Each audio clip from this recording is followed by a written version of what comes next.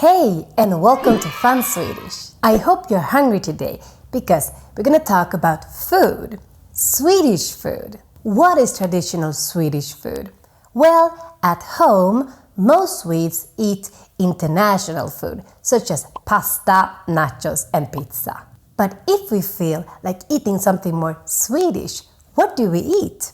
Well, we eat Husmanskost. Husmanskost is the word we use to refer to typical Swedish dishes. It's the houseman diet, the things that a man eats at home. I guess that's maybe the logic.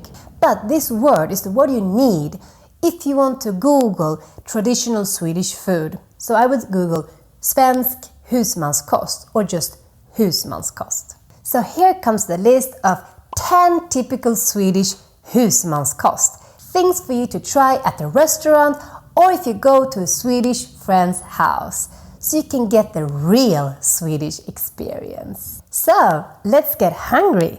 But before we do that, don't forget to subscribe to our channel. Number 1.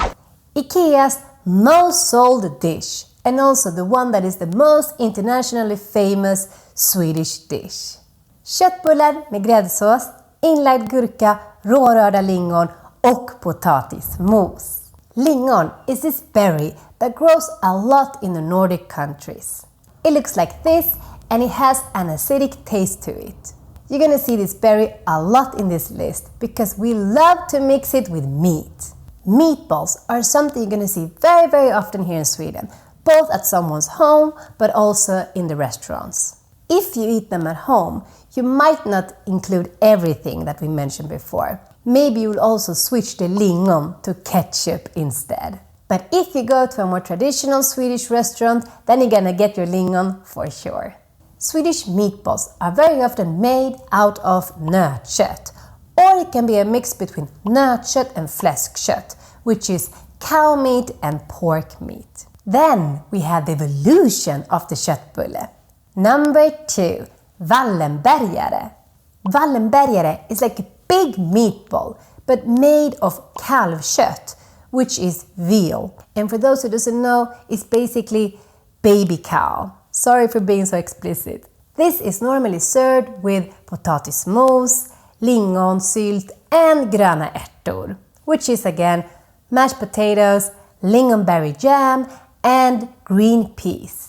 One thing you're gonna notice with Swedish husmanskost is the lack of variation in the vegetables. There is no lettuce there, for example. Normally it's just potato and peas.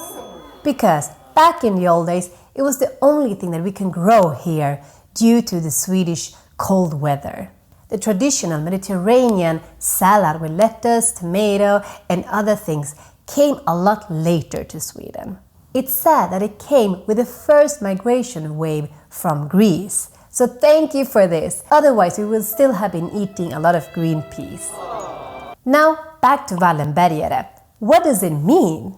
The dish is named after Wallenberg-familjen, which is one of the richest families in the Swedish society, who, according to some sources, really loved this dish and made it popular in Sweden.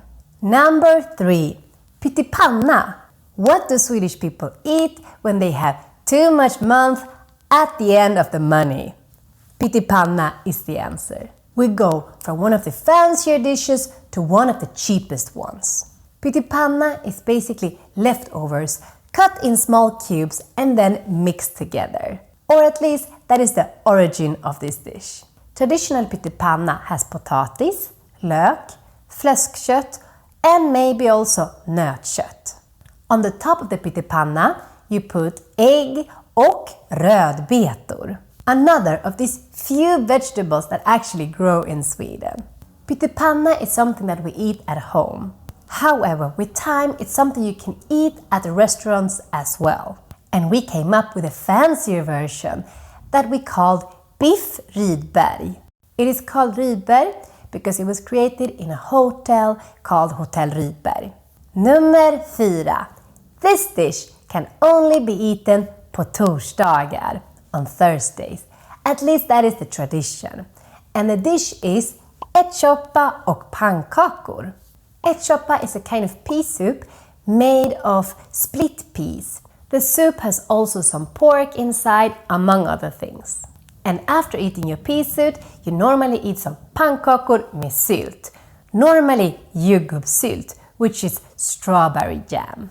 But like we said, this dish is normally eaten on Thursdays, på torsdagar. During school lunches, every Thursday it is Ärtsoppa och pannkakor on the menu.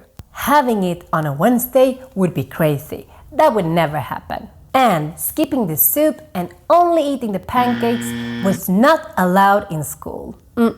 This is also the meal that you will see in restaurants, but only on Thursdays. So why this obsession with this meal on Thursdays? For that, we need to go back to the medieval times. This meal was then considered a great meal. A fancy tasty meal full of calories that would be super filling, which you needed because on Fridays you would need to fast. At least this is one of the theories. Another version of this ärtsoppa och pannkakor is raggmunk och fläsk. Raggmunk is an alternative to the pannkakor and ärtsoppa and can also be served at some restaurants on Thursday as an alternative option. Raggmunk is like a pancake but made of potato, served with fläsk, which is basically a thicker version of bacon. And then we also have, because why not, lingon. Nummer 5. Renskavsgryta. Now we come to one of the most exotic ones, renskavsgryta. Ren means reindeer, and this is one of these animals we have here in the north of the world. And gryta means stew. So yeah, Swedes basically eats Rudolph. So it's a perfect dish if you didn't like the gift that Santa gave you the last year. This is again one of the fancier dishes on the list, and maybe something you would eat more at a restaurant than you would eat at someone's home. And can you guess what we serve this with? Well, of course, potatis och lingon. Number 6. Stekt strömming. No, not surströmming. Don't worry about it. This one, stekt strömming, is something that you can actually eat and enjoy. Strömming is a kind of fish, herring. And there are two types of herring that are very popular in Sweden. Strömming and sill. The one we're going to talk about today is stekt strömming, a very popular alternative for dagens lunch, which is basically the menu of the day that you eat during lunchtime. Stekt means that it has been cooked in a stekpanna, a frying pan. But I would say that it's more like a grilled fish than a fried fish. And can you guess what we serve this with? Yes, of course, potatis och lingon. Again. Nummer 7. Toast skagen. This is a dish that is more served as a starter and förrätt. It consists of a toast with räkor, majonnäs, rödlök, dill and some caviar. And some other things. And since we have some caviar, it is of course a little bit more fancier.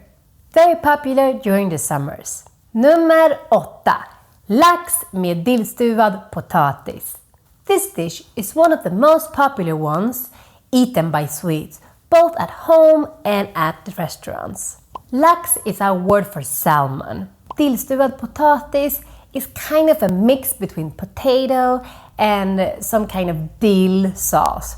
It looks like this. Nummer 9. Västerbottenpaj. This is a super popular pie, often served for special events. It's made with Västerbottenost, which is a cheese that comes from the region of Västerbotten. It's a quite strong, cured and flavored cheese. And this pie goes well with everything. I really recommend it. And finally, number 10. Kött med pommes och bea. The most Swedish thing with this dish is actually not the meat nor the pommes. It is actually the sauce, Bearnaisesås, which is also called bea. A very popular sauce in Sweden that we eat with meat. So if we don't eat meat with lingon, then we have bea instead. Bea is actually of French origin. It's kind of a mayo. It uses smör, äggulor, schalottenlök, dragon, persilja och vinäger. And some other things. Pommes is slang for pommes frites, which is the Swedish word for French fries. So, to sum up, what is typical Swedish food? Potatoes, potatis, for sure. And also some meat, with lingon or maybe bea. And very, very little for the vegan or for the vegetarian. Maybe some peas, but that's kind of it. And there are of course more dishes than this, for example, korvstroganoff, blodpudding, pannbiff, but that's for another video. Which of all these dishes have you eaten? And which one would you like to try? Let us know in the comment section below. And before you go, don't forget to subscribe and put a like. Toppen, nu ska jag gå och äta lite lunch. Hej då, vi ses!